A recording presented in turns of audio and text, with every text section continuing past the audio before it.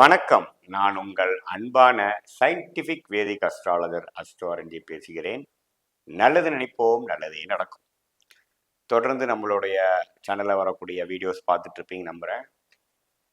எந்த விதத்திலையும் மூட நம்பிக்கையில் போகாமல், மிகைப்படுத்தாமல், அறிவியல் சார்ந்த கலையாக ஒளி தத்துவம் எப்படி நம்ம கர்மாவை வாழ்க்கை சம்பவங்களாக உருவெடுக்க உதவுகிறது என்பதை பார்த்து கொண்டிருக்கிறோம். அந்த வகையில் பார்த்தீங்கன்னா இந்த வீடியோவில் ஜூலை மாதம் 2024 மகர ராசிக்காரர்களுக்கு எத்தகைய ஒரு பலாபலன்களை கொடுக்கக்கூடிய ஒரு மாதமாக இருக்க போகிறது என்று பார்க்க போகிறோம்.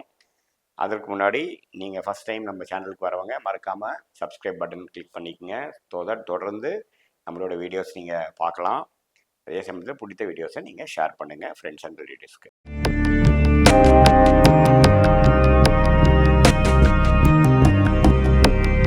இப்போ பார்த்தீங்கன்னா மகர ராசிக்கு ஜூலை மாதம் எப்படி இருக்குன்னு பார்த்தீங்கன்னா, ஆண்டு கிரகம் என்று சொல்லப்படுகிற குரு எந்த விதத்திலையும் மாற்றம் பெறாமல் 5ஆம் இடத்திலே யோகஸ்தானத்தில் இருந்து மகர ராசியை பார்த்து நீடித்து நல்ல பலன்களை கொடுக்க போகிறது. அதே சமயத்தில் ராகு 3ஆம் இடத்திலும் கேது 9ஆம் இடத்திலும் இருப்பது அப்படி ஒன்றும் சாதகமற்ற ஒரு நிலை இல்லை. அதுலேயும் எந்த விதத்திலையும் பயிற்சி பெறப்போறதில்லை. ராசி அதிபதி பார்த்தீங்கன்னா 2ஆம் இடத்துல ஆட்சி பலத்தோட நீடித்து இருக்க போகிறார். ஸோ ஆண்டு கிரகத்தில் எந்த விதத்திலையும் மாற்றம் இல்லை. அதே சமயத்தில் மாத பயிற்சி பெறக்கூடிய கிரகங்கள் எப்படி மாறுறாங்க ஜூலை மாதம் பார்க்கும் பொழுது, ஜூலை 7ஆம் தேதி சுக்கிரன் 6ஆம் இடத்துல இருந்து 7ஆம் இடத்துக்கு வருவது ஒரு நல்ல விஷயம்தான். கல்யாண விஷயங்கள், நட்பு பாராட்டுற விஷயங்கள், குடும்பத்தில் அன்னோனியங்கள் அதிகமாகக்கூடிய விஷயங்கள், காதல் படுற விஷயங்கள், பார்ட்னர்ஷிப் சில நல்ல யோகங்களை பெறக்கூடிய விஷயங்கள், நிறையா விதத்தோட கேதரிங், சோஷியல் லைஃப் இம்ப்ரூவ் ஆகக்கூடிய விஷயத்துக்குலாம் நல்ல ஒரு விஷயமாக இருக்கிறது. இப்போ சோஷியல் லைஃப் நல்லா இம்ப்ரூவ் ஆகிறதுக்கு வாய்ப்பு உண்டு. அதே சமயத்தில் 17ஆம் தேதி 6ஆம் இடத்துல இருக்கக்கூடிய சூரியனும் 7ஆம் இடத்துக்கு வர்றதும் பார்த்தீங்கன்னா ஓரளவுக்கு தவறு இல்லை, நல்ல ஒரு மாற்றத்தை கொடுக்கக்கூடியதாக இருக்கிறது. அதே சமயத்தில் உங்களுக்கு புதன் 20ஆம் தேதி 7 இருந்து 8 நட்பு வீடாகிய 8 மறைந்தாலும் சிம்மத்தில் மறைகிறது அப்படி ஒன்றும் பாதகம் இல்லை. அதே சமயத்தில் 4க்கும் 11க்கும் உடைய அந்த செவ்வாய் 5ஆம் இடத்துக்கு மாறி சுக்கிரன் வீட்டில் குருவோட சேர்ந்து இருக்கிறது பார்த்தீங்கன்னா தவறு இல்லை. ஸோ இது எப்படி இருக்குன்னா, இடம் சார்ந்த விஷயங்கள், தாயார் விஷயங்கள், பூமி விஷயத்துக்கெல்லாம் ஒரு நல்ல பலனை கொடுக்கக்கூடிய அமைப்பு இருக்கு, தவறு இல்லை. குழந்தைகள் மூலமாக அனுகூல விஷயங்கள் உண்டு. குடும்ப விஷயங்கள், குழந்தைகள் விஷயங்கள், நண்பர்கள் விஷயங்களில் பார்த்தீங்கன்னா மகர ராசிக்காரர்களுக்கு கொஞ்சம் அதிகமான ஃபோக்கஸ் வரக்கூடிய அமைப்புகள் கண்டிப்பாக ஜூலை மாதம் குறிப்பாக செகண்ட் ஹாஃப் எதிர்பார்க்கலாம், தவறு இல்லை.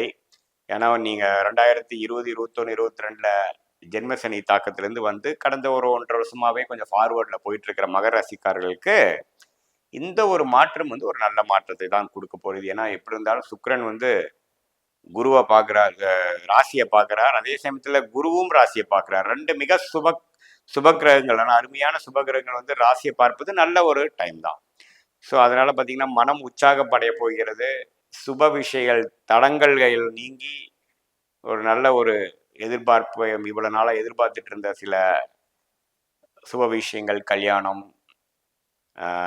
மற்ற நல்ல ஒரு குதூகலமாக இருக்கக்கூடிய, சோஷியல் லைஃப் இம்ப்ரூவ் ஆகக்கூடிய, நண்பர்களோட சேர்ந்து அன்பு பாராட்டக்கூடிய எல்லா சுப விஷயத்துக்கும் ஒரு அருமையான மாதமாக நம்ம எடுத்துக்கொள்ளலாம். ஆனால் எப்பொழுதுமே சுபகிரகங்கள் ராசியோட பார்வையிலையோ சேர்க்கையிலையோ இருக்கும் பொழுது மனம் சந்தோஷமடையும். பாவகிரகமாகிய சனி, செவ்வாய், ராகு இதெல்லாம் கொஞ்சம் இருக்க வேண்டிய இடத்துல நல்ல இடத்துல இருப்பதனால் அப்படி ஒன்றும் மனம் இறுக்கமாகவோ ஒரு ஒரு உச்சகட்ட ஒரு பிரச்சனைக்குள்ளேயே போகக்கூடிய அமைப்புகள் மகர ராசிக்காரர்களுக்கு இல்லை. ஸோ இது ஒரு நல்ல மாற்றத்தை கொடுக்கக்கூடிய விஷயமாகவும் உண்டு. காதல் செய்து கொண்டிருப்பவர்களுக்கு ஒரு காதல் திருமணம் வரக்கூடிய அமைப்புகளும் ஜூலை மாதத்தில் உண்டு. பெற்றோர்களுக்கு ஒரு மூலமாக ஒரு சம்மதம் பெறவில்லை என்பவர்களுக்கு பெற்றோர்கள் சம்மதம் பெறக்கூடிய ஒரு மாதமாகவும் உண்டு. அதே சமயத்தில் பார்த்தீங்கன்னா புதன் ஒரு நட்பு வீட்டுக்கு வரும் பொழுது நல்ல ஒரு படிப்பு விஷயத்துக்காக ஒரு வெளி மாநிலம், வெளிநாடு போகக்கூடியவங்க, விசா எதிர்பார்க்குறவங்க, அது மாதிரி இருக்கிறவங்களுக்கு புதன் தசை நடப்பவர்களுக்கெல்லாம் ஒரு சாதகமாக நடக்கக்கூடிய அமைப்புகள் கண்டிப்பாக மகர ராசிக்காரர்களுக்கு உண்டு. ஸோ ஐந்தாம் இடத்தில் இருக்கக்கூடிய குரு பார்த்தீங்கன்னா நல்லாவே ஒரு பலனை கொடுக்கிறார். அதே சமயத்தில் அந்த செவ்வாய் சேரும் பொழுது இன்னுமே கொஞ்சம் இடம் சார்ந்த விஷயங்கள், பூமி, வீடு, வாடகை விடுபவர்கள், மெடிக்கல் ஃபீல்டில் இருக்கிறவங்க, கேட்டரிங் துறையில் இருக்கிறவங்க, விளையாட்டு விஷயத்தில் இருக்கிறவங்களுக்குலாம் ஒரு நல்ல முன்னேற்றத்தை பெறக்கூடிய ஒரு மாதமாக நாம் வந்து ஜூலை மாதம் குறிப்பாக 3வது 4வது வாரம் நம்ம கண்டிப்பாக எடுத்துக்கலாம். இது வந்து நம் பொதுவான பலன்களை தவிர உங்களுடைய ஜென்ம ஜாதகத்தில் எந்த தசைகள் நடக்கிறது, எந்த புக்தி நடக்கிறது பொறுத்து தான் துல்லியமான பலன் எடுக்க முடியும். நல்ல தசைகள் நடக்கும் பட்சத்தில் நான் சொன்ன பலன்கள் இன்னும் அதிகமாகவும், ஒரு சுமாரான தசைகள் நடக்கும் பொழுது நான் சொன்ன சாதகமான பலன்கள் கொஞ்சம் குறைவாகவும் நடப்பதை நீங்கள் பார்க்கலாம். மீண்டும் மற்றொரு காணொலியில் சந்திப்போம். நன்றி, வணக்கம்.